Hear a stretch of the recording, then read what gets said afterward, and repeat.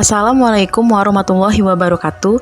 Baiklah, saya Fitria Anggraini, mahasiswa PPG Prajabatan Gelombang 1 tahun 2023 Universitas Bengkulu. Di sini saya akan mempresentasikan tugas mata kuliah saya, Filosofi Pendidikan Indonesia, topik 4, alur demonstrasi kontekstual, dengan judul tugas kontekstualisasi Pancasila sebagai entitas dan identitas bangsa. Pancasila sebagai entitas bangsa Indonesia. Entitas merupakan sesuatu yang memiliki keberadaan yang unik dan berbeda. Walaupun tidak harus dalam bentuk fisik, dalam hal ini, Pancasila sebagai entitas bangsa Indonesia telah memiliki ciri khas tersendiri, yakni adanya keberagaman nilai yang terkandung di dalamnya. Pancasila sebagai landasan hidup berbangsa dan bernegara bagi masyarakat Indonesia, yang di dalamnya terkandung nilai-nilai yang berbeda dengan bangsa lain. Pancasila dapat menyatukan setiap elemen masyarakat Indonesia yang berbeda-beda. Pancasila sebagai identitas bangsa Indonesia. Identitas merupakan refleksi diri atau cerminan diri yang berasal dari keluarga, gender, budaya, etnis, dan proses sosialisasi. Pancasila sebagai identitas bangsa Indonesia, maksudnya adalah adanya suatu ciri khas yang berbeda dari bangsa lain karena seluruh masyarakat yang selalu berefleksi terhadap nilai-nilai atau pedoman yang terkandung pada Pancasila yang merupakan dasar negara Indonesia. Oleh karena itu, Pancasila merupakan identitas nasional yang perlu dan harus dilestarikan.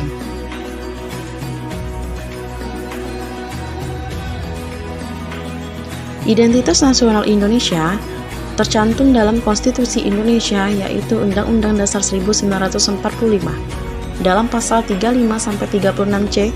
Adapun yaitu yang pertama, bahasa nasional atau persatuan, yaitu bahasa Indonesia.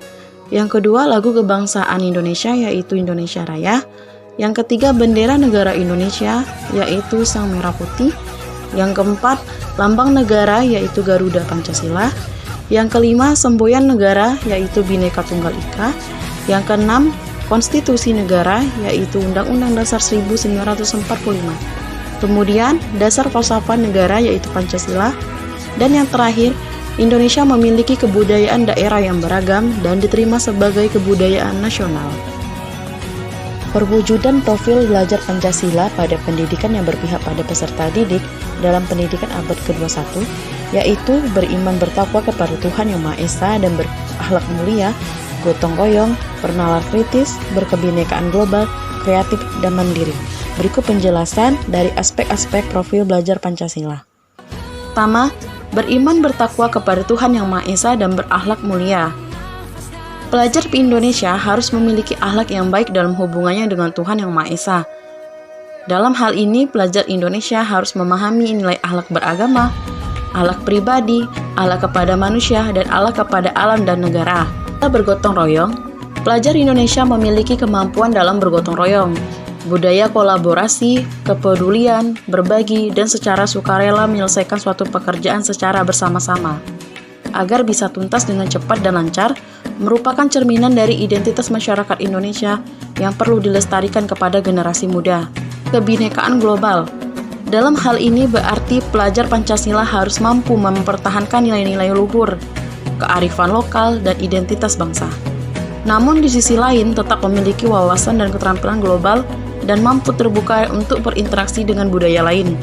Sehingga diharapkan akan muncul rasa kebanggaan dan cinta tanah air secara bersamaan, memupuk rasa saling menghargai budaya lain secara positif. Kemandirian berarti setiap peserta didik mampu bertanggung jawab terhadap proses pembelajaran yang dijalaninya, sadar atas kemampuan diri, dapat mengendalikan emosi, mampu mengatur pikiran dan perasaan untuk mencapai tujuan. 5. Bernalar kritis. Pelajar yang bernalar kritis menunjukkan kemampuan secara objektif dalam memproses informasi dan bisa memberikan alternatif pemecahan masalah, mengelaborasi berbagai informasi, menganalisis, mengevaluasi, dan menyimpulkannya.